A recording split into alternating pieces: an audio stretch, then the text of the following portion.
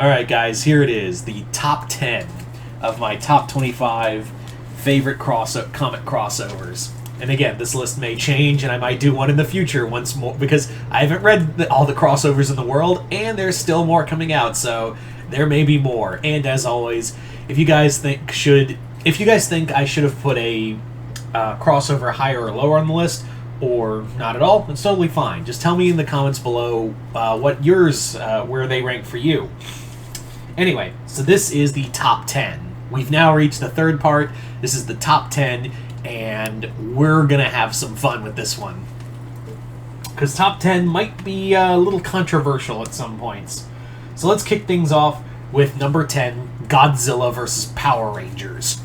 Godzilla vs. Power Rangers, the reason why it's so high on this list is because none of us thought this was actually going to be a thing. At no point did anyone think this was ever going to be a thing, and by God, it became a thing. I remember coming out of work and just going through my phone, just being like, let's see what's it was a busy day at work. Let's see what happened, and there it was. Just a cold December afternoon, and holy shit, Godzilla vs. Power Rangers was coming from IDW and Boom Studios. The fact that happened, it also leads the door open to other Godzilla crossovers happening, is nothing short of amazing. Like, that's the big thing, is that it opens the door to Godzilla getting other crossovers out there. And the crossover itself, it was exactly what it needed to be. It was exactly what it needed to be and nothing else. It was literally everything you wanted from a Godzilla crossover. Godzilla fights the Dragon Zord, the Megazord, the Power Rangers battle the kite, battle Ghidorah. It's everything. And the fact that Cullen Bunn and Freddie Williams second, managed to do so much with this crossover in so little time, and it doesn't feel like it's undercut or short. It feels at the exact length it needed to be, and it goes on its merry fucking way, and it's amazing. It's absolutely amazing. It's something that you never thought you would see in your lifetime, and lo and behold, Godzilla vs. Power Rangers becomes real. It becomes something that we never thought could happen, and it's just amazing. It is just utterly amazing. And the fact that we have it is real. And it leads open the question of who else is going to meet the big G.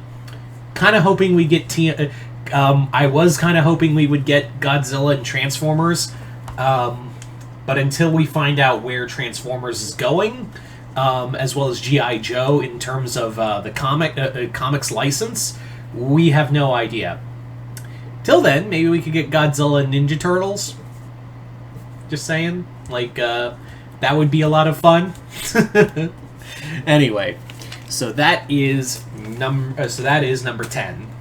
Moving on now to number 9, He-Man and Thundercats.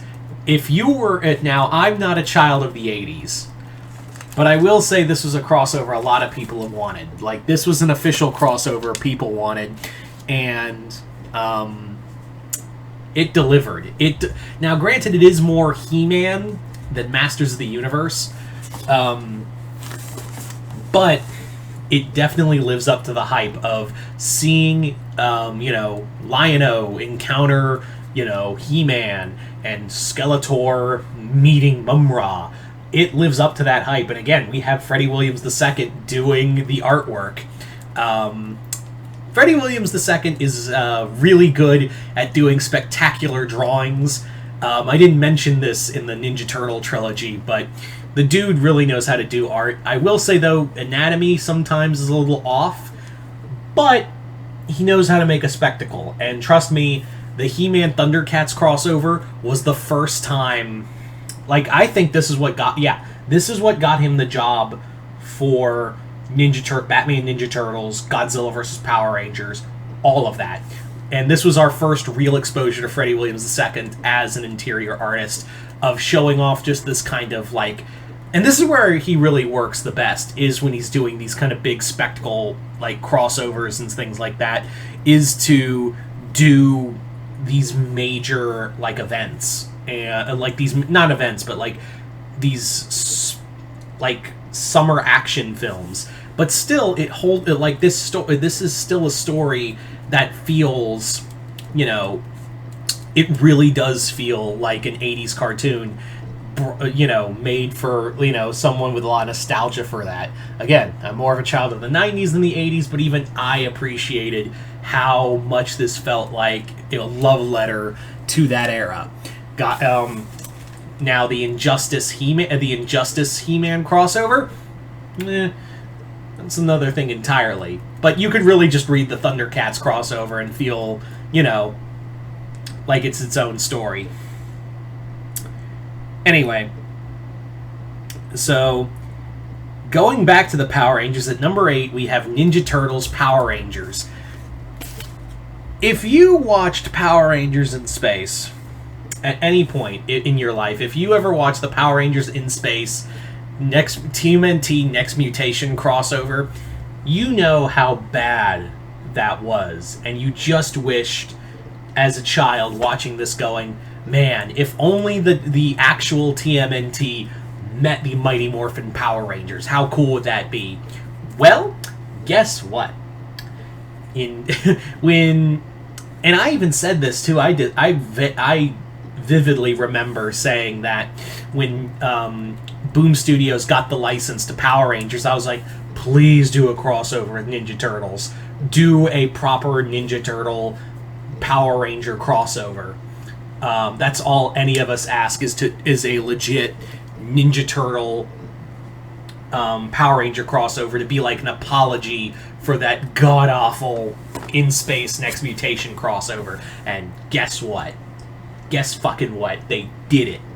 And that crossover does everything you... Now, this is when you're a child of the 90s. This is the thing you wanted to see. You got the Ninja Turtles becoming Power Rangers. You got Shredder becoming the Green Ranger.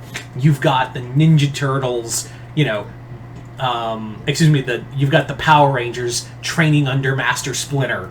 You've got, the Megazord becoming, Metalhead becoming the Megazord. Yeah. Was it stupid? Yeah. But it was fun. The artwork is beautiful, and it led to a major toy line. It became just like the Power Rangers, the Batman Ninja Turtle crossover. This one definitely led to this one just led to a major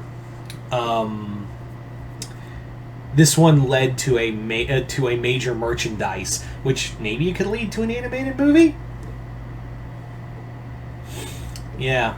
That one was just a childhood dream. Is it ridiculous? Yes. Do I care? No. So there you go, at number 8. Number 7. Number 7 is going to be a fun one because this is Alien's been brought up before. We're going to bring him up again, and that is Judge Dredd versus Alien. Judge Dredd did have a few crossovers I was thinking about. One of the Batman Dredd ones. There were a few others here and there, but when I thought about it more, I was like, yeah, the one I love the most for Judge Dredd crossovers is the Alien Judge Dredd crossover. That one is a great story because it really does feel like a Dredd comic with the aliens thrown in. And yeah, I know one of my cardinal rules is, you always want to give love to one crossover, during a crossover, you want to give love to both. But with the Alien Predator books, it's okay if you give a little more to the main character, because the xenomorphs of the Predators are more of the antagonist that the hero has to fight. And in here, Dredd has to overcome a ungodly horror that is the xenomorphs. So it's gory, it's violent, and this shit is bananas. It is straight up, it is just a wild ride, and yeah, it's Dredd really, the world of Alien really collides well with the world of Dredd. It was a match made in heaven, or rather hell. Pick your poison. Speaking of match mades in hell, let's move on to number 6 with Freddy versus Jason versus Ash. If you guys don't know, I really enjoy Freddy versus Jason. Is it dumb? Yes. Do I care? No. Freddy vs. Jason vs. Ash is the sequel to Freddy vs. Jason that was done in comic form. And yeah, it delivers. It is gory, it is violent, it gives some great fights, and it's over the top. Nightmare Warriors, I can't really attest to because that one's really bad. But if you just read this one, it's a nice follow-up to Freddy vs. Jason. You don't have to read Nightmare Warriors. It's not good. No, don't bother with it. But this was a crossover that people were begging for, and by God, we got it in comic form. It's brutal. It's slapstick. It's gore. It's so many things and more. And I think I rhymed there for a second. But yeah, definitely it's one of my favorites. And I always come back to reading it at one point or another. So now we move on to the top 5. And at number 5, yes, I am looking at the list because I don't want to forget. At number 5, we have Batman and the Incredible Hulk. This one's a lot of fun because it's just a one-and-done classic Marvel DC story of Batman and the Hulk meeting each other.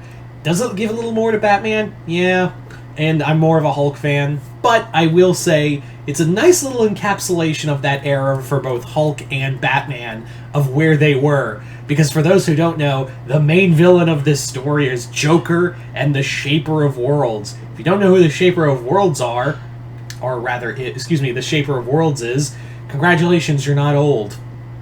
Or a nerd. This is a fun adventure. Do I think some of the stuff Batman does to fight Hulk a little bullshit? Yeah, but it's an enjoyable romp. It's a labor of love. You can definitely feel like this and the love here than more so than I would say the two Superman Spider-Man crossovers. And while I like them, they are fun. But this one and the other two Marvel DC crossovers I wanted to bring up, and as you'll notice, I didn't bring up a lot of Marvel DC crossovers because a lot of them really reeked of desperation and not so much great stories. I will say though, as an honorable mention, Batman Punisher 2 Deadly Nights is a lot of fun, and it's our first time seeing John Romita Jr. draw Batman and Joker in DC Comics, which he'd eventually do later on to mixed results, let's say that. But yeah, this was clear. Batman and Hulk was clearly a labor of love. It was enjoyable. It's a great encapsulation of Marvel in the 70s at that time. It was great. So moving on now to number 4, another Marvel DC crossover with X-Men Teen Titans. X-Men Teen Titans comes from Walt Simonson and Chris Claremont. You have a dynamite team right there as it is. And you literally have them writing the two biggest titles at Marvel and DC at the time. The two biggest teen titles were Teen Titans and the X-Men. So obviously, the two biggest titles were obviously going to have the biggest draw together. So have them together. And oh yeah, they're going to fight Dark Phoenix and Darkseid. And throw in Deathstroke in there too. Why not? This is a great cosmic romp, and this comic also has a lot of importance because for those who don't know, this is the first appearance of the Source Wall in the DC universe. I'm not joking. That's the first appearance of the Source Wall. It's a grand epic. What's fun is that they don't fight in this comic. The X-Men and Teen Titans don't fight each other in this. They're just like, hi, you must be Robin. I'm Cyclops. Let's go fight Darkseid and Dark Phoenix. Yeah. There's some fun, cool interactions. It's a great epic. It's just a great epic done by Claremont and Simonson. It's awesome. That's all I can say. So at number 3, we have Django Zorro. So this one may come as a shock at coming in at the bronze medal, but Django Zorro is a really good comic sequel to Django Unchained that almost got to be a movie. That almost became a movie and almost had Antonio Banderas come back as Zorro. Upset that didn't happen because I am. The other reason why this is kind of a big deal is because this comic's not only good, it's good because it's written by Quentin Tarantino, with help by Matt Wagner, but still, it's Tarantino writing a comic sequel for Django Unchained, and it's a really good follow-up to Django Unchained. This is a very, I wouldn't say bloody, but it is a comic that definitely has a lot of story beats that are very prevalent today. I'm not going to go too deep into it, but it also is a great dichotomy between an elderly Zorro and Django, who is still, now a solo bounty hunter and now going out on his own. It's a lot of fun. I've done a review on it, but yeah, it's a great book. So, at number 2, we have JLA Avengers. JLA Avengers by Kurt Busiek and George Perez is a epic. It's probably the best Marvel DC comic, and so good that after George Perez sadly passed, it was re-released in trade. It's really hard to get. I'm still shocked I got that trade when I did. And as well as the rest of the Marvel DC crossover classics. This comic is a massive epic that spans the multiverse. It's a beautifully drawn comic. George Perez is at the top of his game. Kurt Busiek is an amazing writer. There's no other word to say other than it's an epic. And it's the best Marvel DC crossover and one of the best crossovers of all time.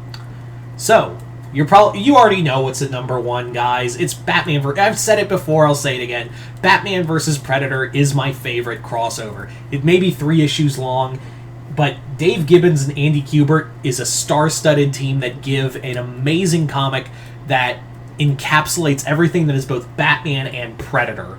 It is brutal, but it's also dark and also has a lot of great themes to it. It is, I think, a perfect crossover. It is a crossover. The sequels, of course, are diminishing in returns, but I will say for what it is, that first crossover was nothing short of a banger. And yeah, it definitely was the big launch of the relationship between Dark Horse and DC. And it's kind of sad we'll never get another Batman-Predator crossover. So hopefully Marvel will get its head out of its ass and maybe do a Predator-Punisher or Predator-Wolverine crossover instead of fucking variants. Yeah, you got that power now. Marvel, come on. You did a Fortnite crossover and you're doing an Ultraman crossover. You have Alien and Predator and Planet of the Apes. Come on, do something with it. Anyway, so there you go, guys. That is that's my top 25 crossover list. And again, haven't read every crossover known to existence, and there's others that will come out eventually. And who knows, maybe 5 years down the line, or even less than that, I might do another list that's completely changed. But you guys tell me in the comments below, what did you guys think of this video and the past ones? And tell me in the comments below, what are your top 25 crossovers in comics? Let me know in the comments below. Other than that, hope you all enjoyed this. I'm Mr. Multiverse. I'll see you next time in Multiverse.